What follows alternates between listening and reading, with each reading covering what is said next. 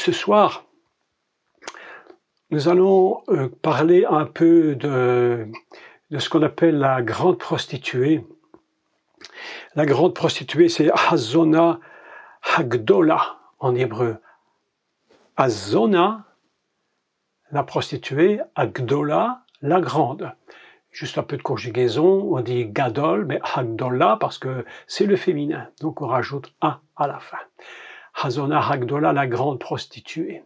Je voudrais aujourd'hui vous dire quelques mots sur ce sujet. Et je sais que il y a beaucoup d'interprétations différentes sur ce thème, et je ne dis pas qu'ils ont systématiquement tort, pas du tout, parce que, encore une fois, comme je vous l'ai dit, l'Apocalypse est un code complexe. Mais pourquoi ai-je voulu commencer tous ces enseignements d'Apocalypse en recommençant par les codes de la Torah? Parce que je crois qu'on ne peut véritablement comprendre les choses que si on est sur les codes. Même si le texte, paraît-il, je ne sais pas, a été écrit en grec, je n'en sais strictement rien. Est-ce que l'apôtre Jean était capable de le faire en grec ou pas? Enfin bref, qu'importe. Néanmoins, toute l'Apocalypse est marquée par les codes de Torah. Et ce n'est pas des inventions grecques ni chrétiennes, tout ça n'est pas vrai. L'Apocalypse est absolument tiré de tout ce qui est donc dans les textes hébraïques. C'est donc un texte hébreu, tout du moins dans sa compréhension et dans sa structure. Je voudrais donc aujourd'hui qu'on puisse prendre un texte. Nous n'allons pas lire tout parce que c'est très long quand même, il y a quand même 18 versets, c'est un peu long à lire, donc vous allez vous-même le lire chez vous probablement. Avant d'aller dans la lecture, je voudrais vous parler de l'introduction qui me paraît indispensable. Aujourd'hui, j'ai compris que il est impossible, ou pas bon, pas impossible, pas efficace, dirais-je, de donner un enseignement spécifique si on ne met pas les bases. Il faut donc introduire les thèmes. Et ce soir, je voudrais introduire le thème de la grande prostituée en vous expliquant un des grands principes de la Torah que je pense tous aujourd'hui vous avez acquis, parce que j'en parle depuis très longtemps, c'est qu'on ne lit pas la Bible, la Torah, la création, l'Apocalypse dans un ordre uniquement chronologique. On le lit dans un système globalisé. Et pourquoi? Eh bien, nous allons repenser à cette fameuse vision que le prophète Daniel avait reçue. Et qu'avait-il vu? Il avait vu une statue immense dont la tête d'or représentait Babylone. Le torse représentait les Mèdes et les Perses, c'est des grands royaumes. Puis, plus bas, nous avions l'Empire grec. Et puis en bas, les pieds, l'Empire romain. Très schématiquement expliqué. Pourquoi vais-je commencer par expliquer ça ou le rappeler? Parce que la vision qu'a eue Daniel est très intéressante. C'est une vision d'un homme. C'est pas quatre choses séparées. C'est pas, premièrement, Babylone, et puis Babylone s'arrête, et puis c'est les Mèdes et les Perses. Quand le royaume s'arrête, on passe aux Grecs, on passe à autre chose, et aux Romains. C'est pas du tout ça la vision. C'est pourquoi je pense que lorsque l'Esprit de Dieu va parler à Daniel, il va lui donner la vision d'un personnage qui représente toute l'histoire depuis Babylone. Et nous nous rappelons que Babylone, j'avais donné un cours très important dessus, vous vous rappelez que Babylone c'est Babel, et Babel signifie la confusion. Et pourquoi, en réalité, y a-t-il de la confusion? Parce que Dieu a confondu. En fait, c'est Dieu qui va donner ce nom. Et parce qu'il confond les langages, on n'a plus d'autre solution que d'appeler ce qui se produit sur Terre de confusion. Et toute cette confusion sur la terre, la Bible nous dit, Dieu voyant qu'il voulait monter jusqu'au ciel, Dieu dit, arrêtons-les. Et confondons, qui vient et qui va produire Babel, Babylone. Donc, nous sommes ici dans un système très important, et je reviens sur la statue, c'est une seule personne. Et lorsque Babylone va être vue dans cette vision, n'oublions jamais que c'est la tête qui donne à tout le corps d'exister. Vous voyez pourquoi j'explique cela? Toute chose venant de la tête va se projeter dans tout le corps. C'est-à-dire que nous ne sommes pas dans une vision séparée des royaumes, nous sommes en réalité dans des royaumes différents, des empires différents, mais une seule idée vient de la tête, c'est Babylone. C'est pourquoi tous les royaumes de cette terre, depuis cette époque jusqu'à aujourd'hui, sont compris dans la tête de la statue et reçoivent en eux toute l'influence de la tête. Alors ça, c'est très important de l'expliquer parce que sinon, on va devoir comprendre que tout est séparé, alors qu'en réalité, tout est uni en une seule chose. Ainsi, Babylone fonctionne sur le principe de la tête qui va influencer tout le corps. Et même si le royaume des Mèdes et des Perses existait, il était lui-même influencé par l'esprit de Babylone. Et lorsque les Grecs ont pris l'Empire, tout le système grec était influencé complètement par la tête. Et aujourd'hui, nous sommes dans ce qu'on appelle, entre guillemets, l'Empire romain, dont on a dit beaucoup de choses dessus. Bien entendu, la reconstruction d'un empire qui avait été perdu, tout ça est peut-être vrai, probablement. Je n'en ai pas totalement une certitude 100%, mais bon, l'idée n'est pas fausse en soi, probablement. Et même aujourd'hui, nous sommes complètement influencés par la tête de la statue. C'est-à-dire que toute l'histoire du monde, depuis Noach, et la confusion qui a commencé, est en train de marquer toute l'humanité jusqu'à nos jours. Autrement dit, qu'est-ce que nous constatons? Que c'est un même esprit qui, depuis le commencement, gère le monde. Et cette volonté, à l'époque de Babylone, de son départ, de s'élever et de bâtir une tour jusqu'en haut du ciel, c'est une volonté complètement satanique.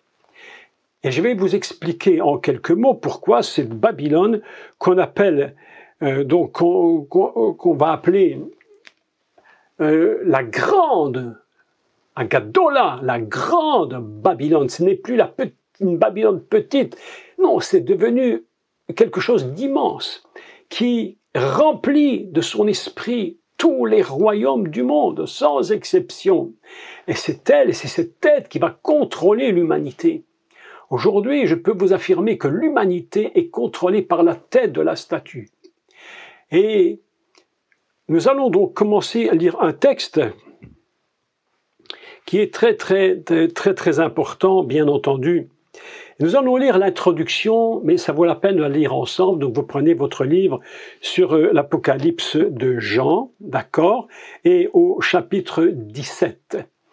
Avant, le texte qu'ils ont écrit dans la Bible, c'est la chute de Babylone, bien entendu. Mais le début, ce n'est pas la chute, c'est son fondement, comment elle existe. Et nous commençons, je vous laisse prendre votre Bible quelques instants, et nous allons donc commencer sur cette lecture, et je vous expliquerai les codes. Je ne vais pas décoder avec des suppositions. Comme on le fait souvent, je vais tenter de vous dévoiler les codes qui sont cachés dans ce texte. D'accord? Donc, encore une fois, je vous rappelle que c'est une lecture que je fais. Il y en a d'autres, probablement, et peut-être pas nécessairement erronées, bien sûr, mais je vais faire aujourd'hui une lecture particulière sur ce texte avec les codes de la Torah. Et nous commençons la lecture, si vous avez votre Bible, ok? Et on est parti. Puis, je vis un des 7 anges qui tenait les 7 coupes. Vint et il m'adressa la parole en disant, « Viens, je te montrerai le jugement de la grande prostituée Azona Agdola, qui est assise sur les grandes eaux. » On a dit ça, Maïm Rabim. Maïm Rabim, les grandes eaux. D'accord?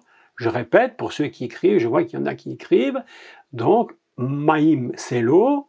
Rabim, beaucoup. Sur de nombreuses eaux. C'est le mot Rab qui va produire le mot Rabbanim, les rabbins. D'accord? C'est le même mot pour dire beaucoup. D'accord? C'est avec elle, écoutez bien, c'est avec elle que les rois de la terre se sont livrés à l'impudicité, et c'est du vin de son impudicité que les habitants de la terre se sont enivrés. C'est-à-dire que son péché, elle l'a distribué au monde afin qu'il participe à son péché. Et nous rappelons évidemment que la dimension du vin n'est pas par hasard, puisque le vin, nous nous souvenons toujours que la première fonction du vin dans la pensée de la Torah et je dirais, dans la fonction messianique, que le vin représente ce qui est de plus élevé, c'est-à-dire de l'éternité.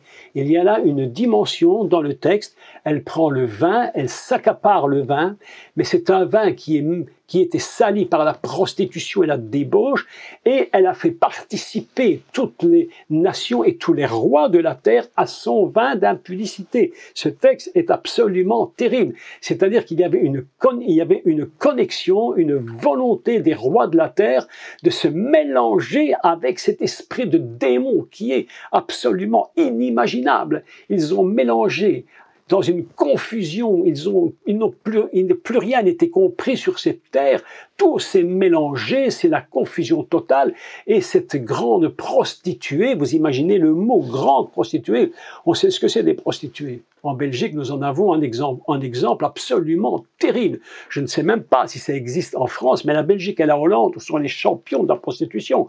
Vous allez dans les quartiers nord de la ville de Bruxelles, vers la gare du Nord, mais c'est absolument inconcevable. Ces femmes se mettent en vitrine comme du beefsteak. Je vous dis, c'est inimaginable. Et les gens passent devant, et je vous assure que dans ces quartiers-là, il faut les éviter. Vous risquez toujours de grands problèmes. Et donc, c'est avec elle que les rois de la terre se sont livrés à l'impudicité, et c'est du vin qui était produit par son impudicité que les habitants de la terre se sont enivrés. Vous imaginez jusqu'où va l'histoire du monde? C'est absolument inconcevable. Ils se sont enivrés, c'est-à-dire qu'ils ont perdu tout bon sens. Vous savez ce que c'est qu'un ivrogne? C'est absolument, si on parle d'ivrognerie, ça vaut la peine d'en parler, parce que un ivrogne, il y a plusieurs types d'ivrognes. Il y a les ivrognes, quand ils ont bu et qu'ils sont ivres, ils sont violents. Et puis vous avez des personnes, quand ils boivent et qu'ils sont ivres, on dit qu'ils ont la boisson joyeuse. D'autres ont la boisson triste. Et c'est ça l'état du monde. Un monde qui n'a plus de structure sainte à la base, enivré de cette coupe de prostitution, de choses ignobles, et ils n'ont plus la conscience. Ce monde est à la fois, on a l'impression dans la joie, à d'autres moments dans la discorde, ils sont perdus, ils ne savent plus où ils vont. Écoutez, la suite du texte, elle est très intéressante. Il me transporta en esprit dans un désert, dans un lieu inhabité, un lieu où il n'y a plus rien. Et là, une révélation se fait à l'apôtre Jean. Et je vis une femme assise sur une bête écarlate, plein de noms de blasphème. c'est-à-dire qu'ils sont en train de se lever avec un langage obscène, ignoble, contre le Dieu des cieux. Lorsque le monde a voulu construire la tour de Babel au départ, et que Dieu les a confondus, je crois que là quelque chose s'est produit. Et voyant qu'ils ne pouvaient plus y arriver, ils se sont levés contre le Dieu des cieux, et il dit, cette bête était pleine. C'est même pas, si je prends le mot, c'est même pas seulement écrit sur elle.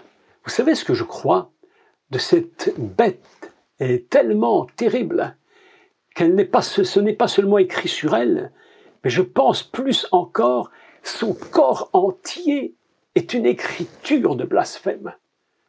Son être entier, chaque cellule de son corps est un blasphème devant Dieu. C'est pourquoi elle dit que cette bête était pleine. C'est ça que je trouve absolument terrible dans cette lecture. Si aujourd'hui nous levons les yeux vers ce monde dans lequel nous sommes et que nous pouvons voir ce qui est en train de se produire dans le monde est rempli de blasphème. Vous savez, je vais vous dire que vous avez déjà évidemment entendu des gens qui se mettent à jurer contre Dieu. La réalité de ces jurons contre Dieu, ces blasphèmes, ce n'est pas seulement la bouche qui le dit. Vous savez ce que nous dit Yeshua? Il nous dit, c'est de l'abondance du cœur que la bouche parle. Autrement dit, ce qu'elle dit, ce qu'elle est, c'est l'abondance de tout son être entier. Et cette bête est remplie de blasphème. Elle est pleine, elle est saturée de blasphème. Les mots qu'elle dit, elle les dit parce qu'elle en est pleine. Elle ne peut même plus les garder, il faut les sortir. Et elle était pleine de noms de blasphème. Et cette bête avait 7 têtes et 10 cornes. Je vais revenir là-dessus un peu plus loin. Mais avant d'aller sur ce thème des 7 têtes et 10 cornes, il y a beaucoup d'explications différentes, évidemment, parmi les personnes qui font de la Torah, d'accord? Je continue la lecture pour vous parler des couleurs. Les couleurs sont très intéressantes dans ce texte, ce n'est pas n'importe quoi.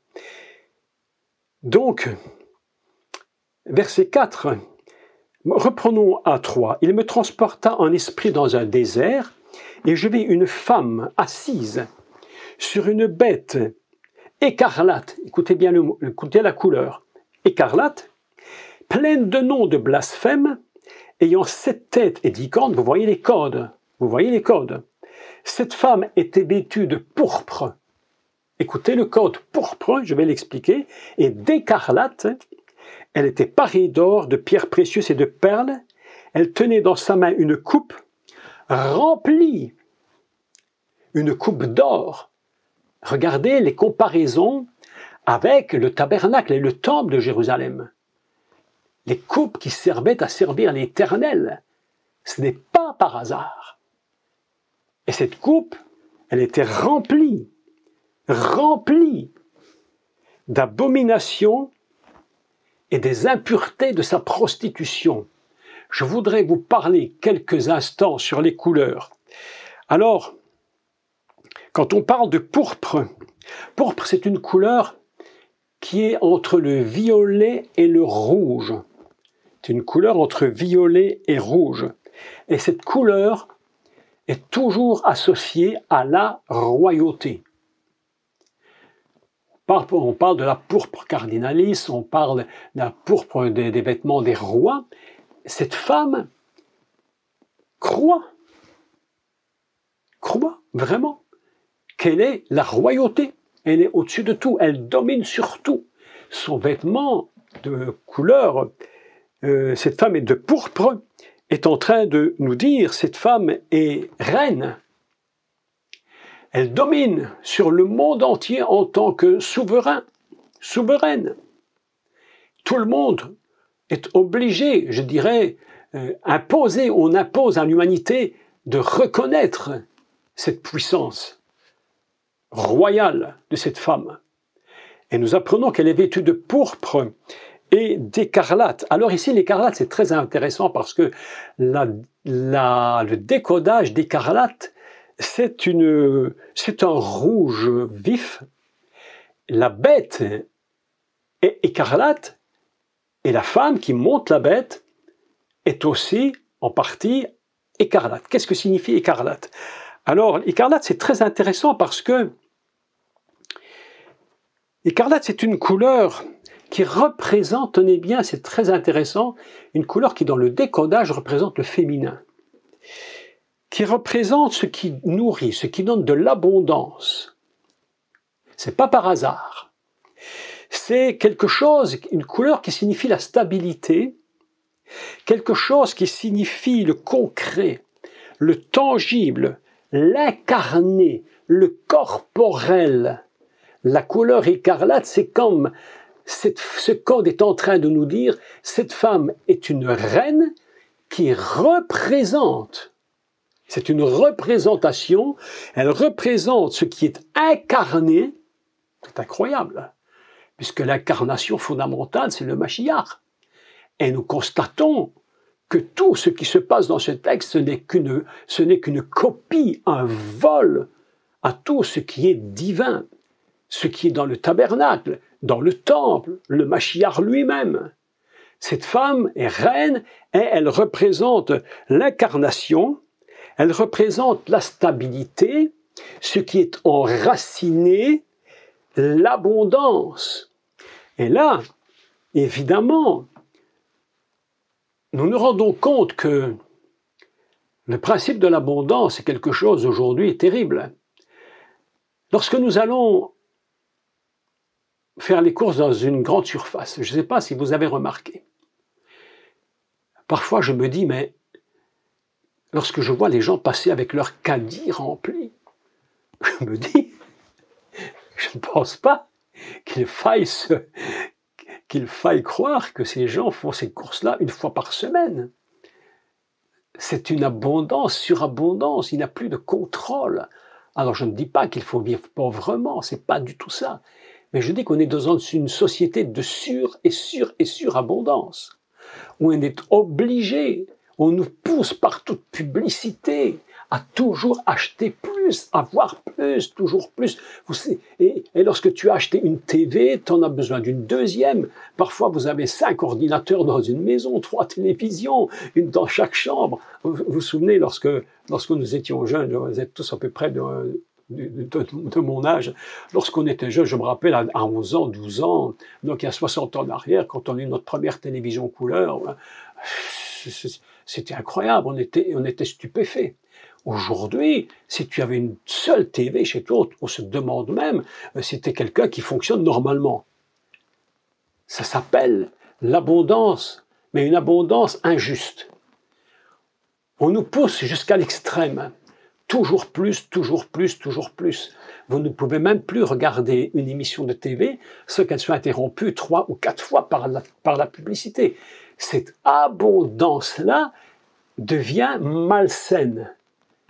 Et aujourd'hui, écoutez bien les discours politiques. Nous parlons maintenant politique. Parce que tout ça, c'est à la fois politique et religieux. Regardez le discours politique si vous écoutez les programmes des différents partis, quels qu'ils soient.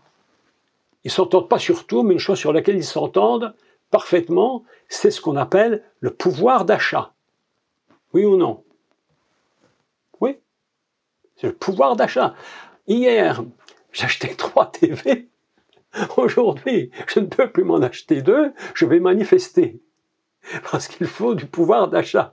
Même si l'Europe, même si les États-Unis et nos pays, les gens deviennent véritablement des gens obèses, c'est pas grave, on continue de leur donner cette surabondance dont ils n'ont vraiment même pas besoin. Et ça, c'est un esprit. C'est pourquoi la femme et la bête sont recouvertes d'écarlate, c'est-à-dire regardez ce que nous faisons politiquement, afin que vous ayez de la stabilité, mais en réalité, quelque chose est en train de se produire aujourd'hui. Et qu'est-ce qui se produit aujourd'hui? Que se passe-t-il? Eh bien, on constate que le système financier international est dans une situation telle qu'on est au bord d'un écroulement total, qui, je suis persuadé, et vous allez voir pourquoi, va s'écrouler. Il va tomber. La Bible nous l'enseigne. Le système va s'écrouler. Et cette soi-disant stabilité, qui est une fausse stabilité, cette royauté, qui est une fausse royauté, va tomber et va être enfin, le monde va se trouver dans une situation épouvantable. Tous les gens qui avaient l'habitude de s'acheter autant qu'ils voulaient, comme ils voulaient, ne pourront absolument plus rien acheter. Et la Bible nous dit d'ailleurs clairement que la Babylone va s'écrouler, et au moment où elle va s'écrouler, tous les rois de la terre vont tomber dans une catastrophe telle qu'ils ne pourront même plus gérer leur nation et leur pays. Ce sera terminé. Et il faut lire la suite quand on lit le chapitre 18, c'est quelque chose absolument incroyable. Ils ont été si loin dans cette fonction de commerce qu'ils ont même été jusqu'à vendre des âmes d'hommes. Vous imaginez, vendre des âmes humaines. Ils faisaient le commerce des âmes. Mais tout ça va s'écrouler. Mais revenons maintenant, après avoir parlé des couleurs, nous allons parler maintenant des deux codes. Il y a un code 7 et un code 10. Vous vous souvenez que les cours précédents que j'avais faits, nous avions parlé des codes. Et nous avions évidemment parlé du code 7. Et le code 7, fondamentalement, qu'est-ce qu'il représente? Il représente la création du monde. Alors évidemment, il y a 7 têtes, c'est-à-dire ce qui pense. Tout ce qui existe ici commence toujours par la tête. C'est pourquoi la Torah commence par Bereshit. Et dans le Réchit, il y a Rosh, la tête. C'est pourquoi Chouraki avait traduit en tête. Et c'est à partir de la tête que tout va se mettre en place. Mais voilà que quelque chose de très surprenant se produit, c'est que cette bête, elle a 7 têtes. C'est-à-dire, elle essaye, c'est comme s'il représentait la volonté de rebâtir un monde à zéro. Dire, nous recommençons tout à zéro. Alors, bien sûr, on peut dire que ce sont des rois, il explique, mais il y a un code derrière cela. Et nous recommençons le monde à zéro. Vous avez entendu parler de ces fameux choses dont on a toujours un peu parlé de ça, mais c'est devenu vraiment aujourd'hui un très grand leitmotiv européen, mondial. C'est ce qu'on appelle le grand reset. Rebâtir un monde à zéro. On efface tout et on recommence tout à zéro. Et ce code 7 me fait vraiment penser à cette politique actuelle qui est en train de nous dire nous allons rebâtir un monde à zéro, et même plus loin encore que cela, ils vont même jusqu'à dire et nous avons trouvé même la capacité, si on ne l'a pas trouvée, on va la trouver, de nous donner la vie éternelle. Incroyable.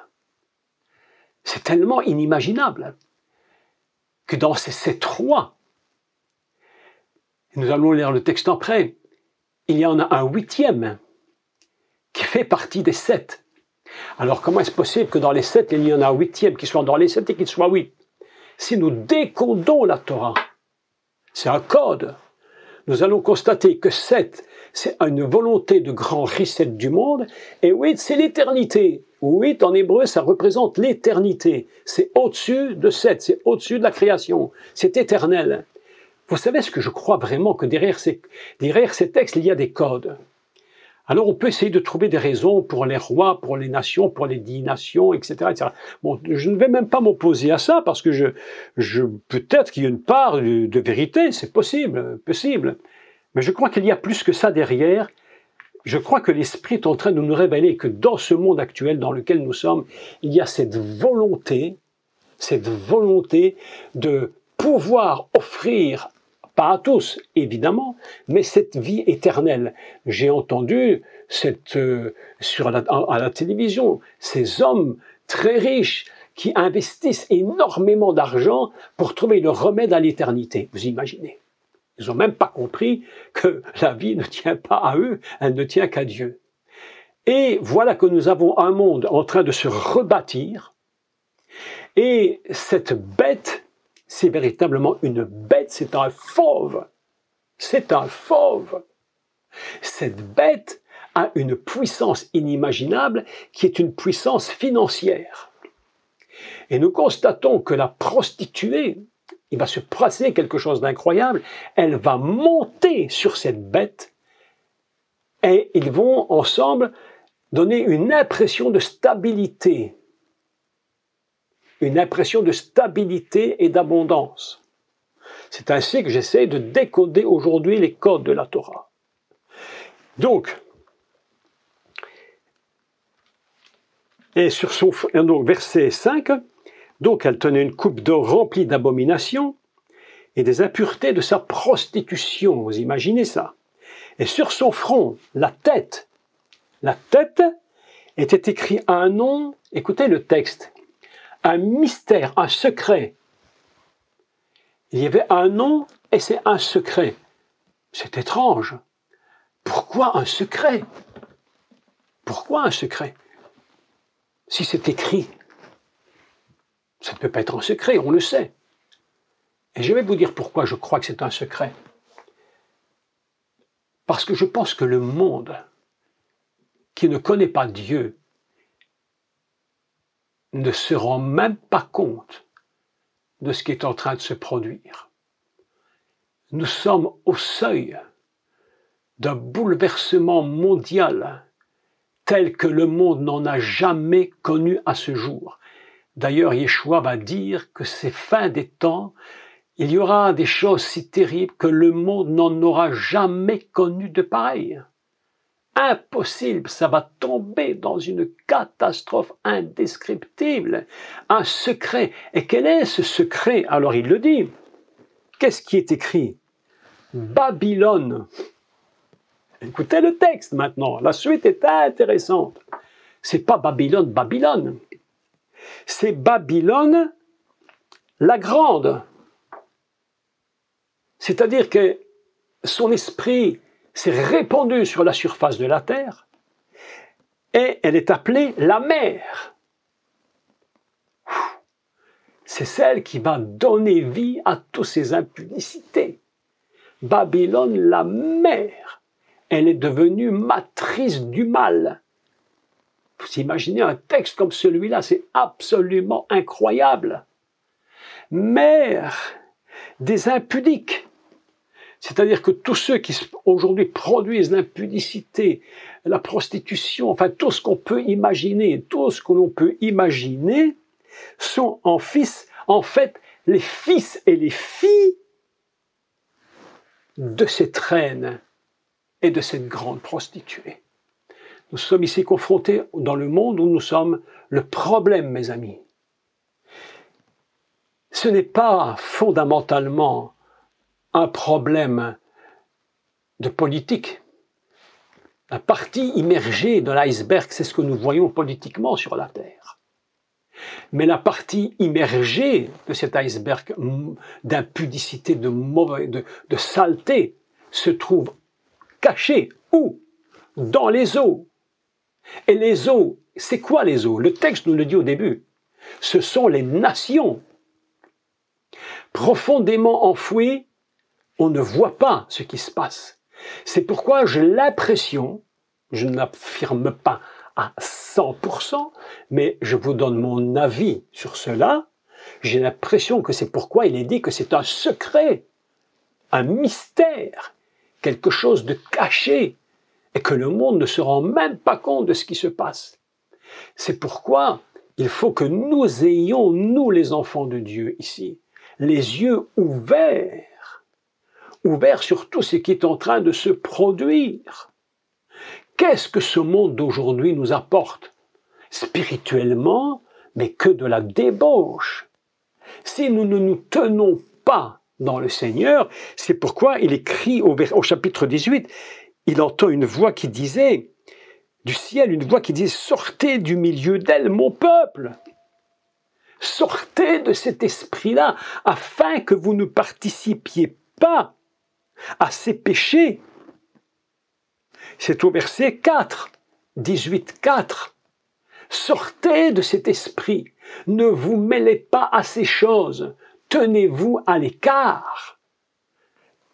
Sortez du milieu d'elle, mon peuple, afin que vous ne participiez point à ces péchés et que vous n'ayez point part à ces fléaux.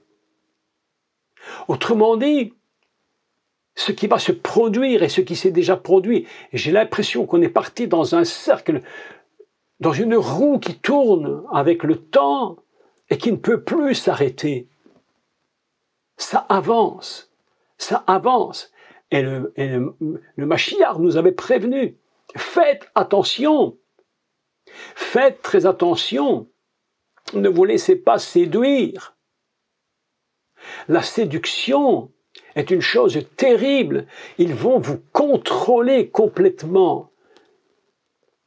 Voilà, mes amis. Vous vous souvenez, il y a, au début du Covid, lorsqu'ils ont lancé cette histoire, j'avais fait un cours sur la séduction. Il disait, je vous avais enseigné, faites très attention à la séduction.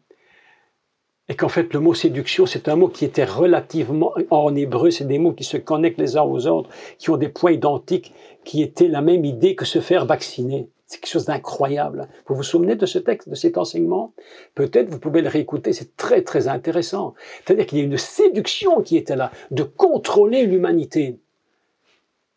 Le pouvoir de cette reine est dans les chefs d'État. Et ils sont en train de faire tourner la roue. Et le monde ne se rend même pas compte de ce qui est en train de se produire. Ils sentent bien que quelque chose va mal, mais ils ne comprennent pas quelle est la source. Et le mystère Babylone, ce n'est pas la partie visible uniquement. Avant tout, c'est la partie cachée.